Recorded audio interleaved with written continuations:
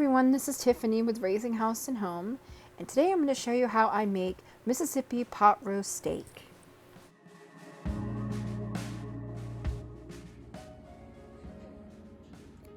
So this meal is our Mississippi pot roast.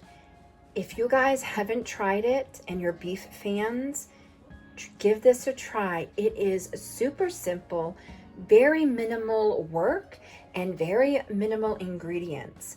So usually you will use a beef pot roast, boneless for this, but I have some meat in my deep freezer that is from 2019 and 2020. So I'm trying to use those up, and then I'm going to restock my freezer.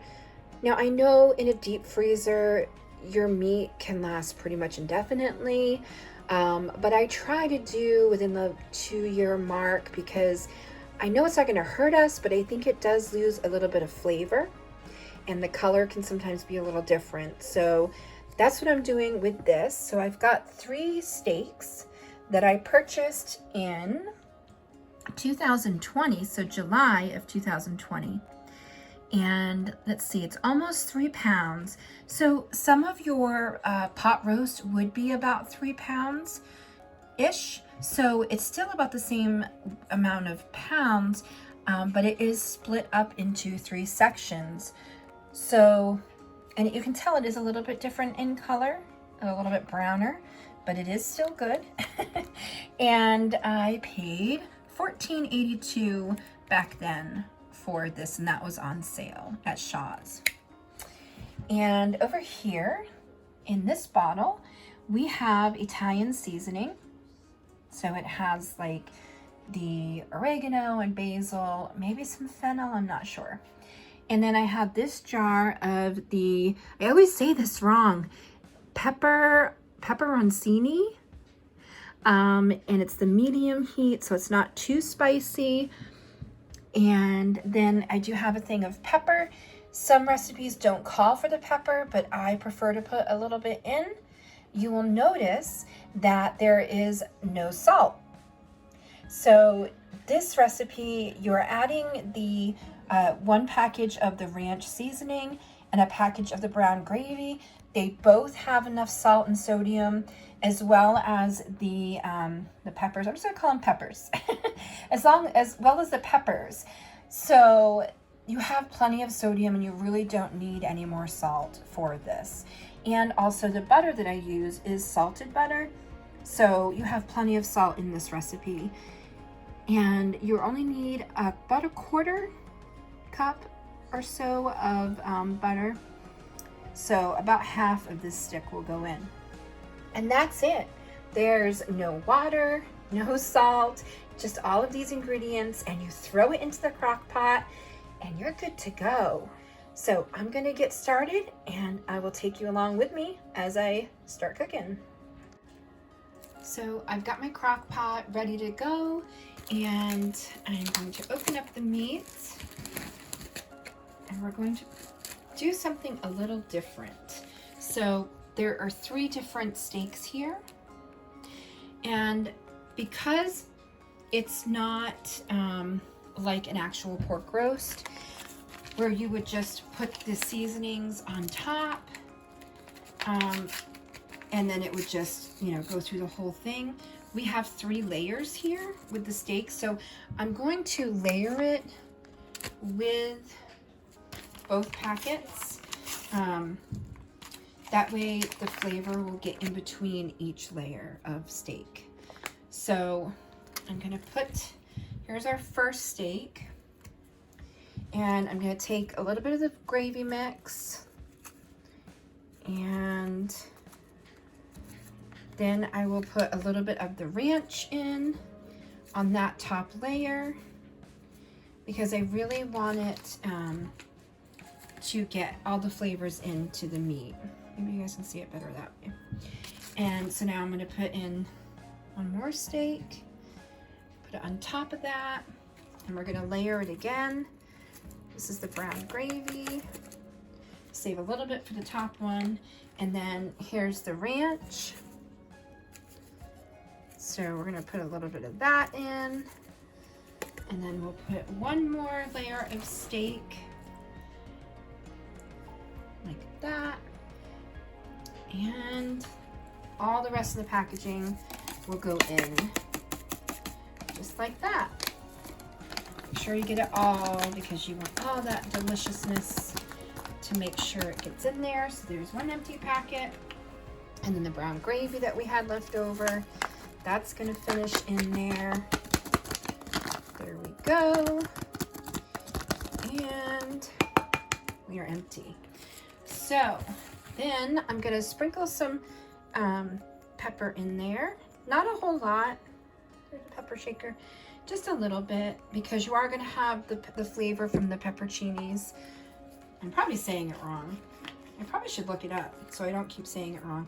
And then we have our Italian seasoning. And I'm not gonna go too heavy on it, but I do like to have a little bit in there.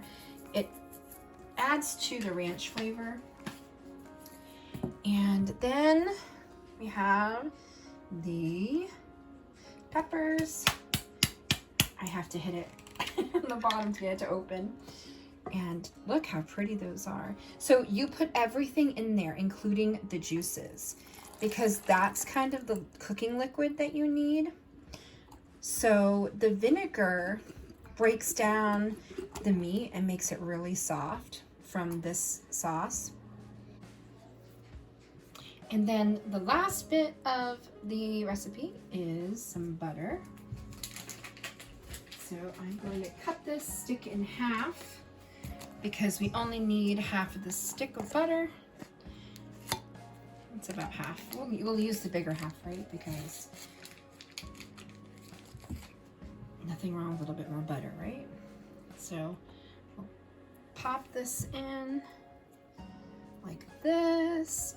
And the great thing is you don't have to stir it.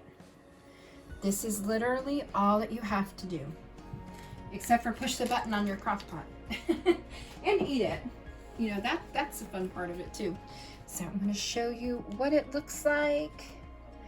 It's a little messy right there, but this is all you can see down there is the cooking liquid. You don't have to put any water in it. If you feel like you want to put a little bit in, go for it. But I don't think it gets as strong of a flavor, and I don't think that the vinegar has as much chance to break down the meat. I could be totally wrong, but in my experience, when I add water to it, it doesn't seem to be as tender. Weird, I know. So I'm gonna get this started. I am gonna cook this on low for 8 hours. If you want to cook it on high, I would say maybe 4 to 6 hours. And just check it, make sure that you aren't burning it because it doesn't have that extra water in it. But for the most part, low on 8 hours is a safe bet. So I'm gonna go get started and then I'll show you what it looks like as it's cooking. So I just want to show you that this is almost done, but I moved these around a little bit so that some of that juice will get in between each layer, and that way the seasoning that we put in between them won't be too strong for us in a few places. So I'm just mixing it up a little bit, and look at all the juices. We did not need water. So in case you were a little worried about that, I wanted to show you that you really didn't have to be. So, and also another reason why I wanted to flip this a little bit is because there was a piece of steak, or one of the steaks was on top, and it didn't really have any liquid on it. So I want to make sure that it gets some of this as well. So I'm just kind of smushing it around to make sure that that sauce gets in there. And that's all the packet. See? That's the gravy, I believe. So I'm going to continue to let this cook, and I will check back with you when we are almost done and we need to shred it.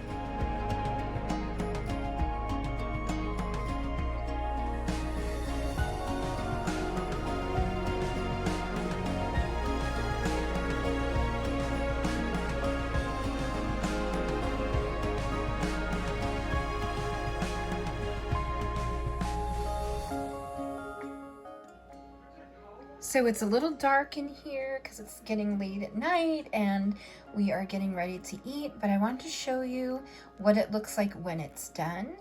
And so you'll see that you shred up the beef. It's just like fork tender, so you use your fork to shred it. And then you cook it for about like maybe another hour in the crock pot when it's shredded so that all the gravy gets into all the pieces. And then I made some homemade mashed potatoes and just some green beans on the side. And we also have the peppers here. And this was the medium peppers, so it was a little bit more spicy than we're used to, but it was still really, really good. So I hope that you will enjoy trying this recipe because it is one of our family's favorites. And one of the steaks that I took out, I'm going to use for a meal tomorrow night. I'm going to make some beef fajitas with it. So I did want to keep a little piece of it out because that's one of our favorite things to do with the leftovers from this recipe is to make some fajitas. So thank you guys so much for watching. I appreciate your comments and your emails and your thumbs up as well. So please hit thumbs up if you like this video. Also click subscribe below if you haven't already, and also click that bell up in the little corner there and you'll be notified whenever I put up new videos, which would be recipes or shopping or tips on how to save money, all of those things that we do while we raise our house and home. So thank you guys again. Bye-bye.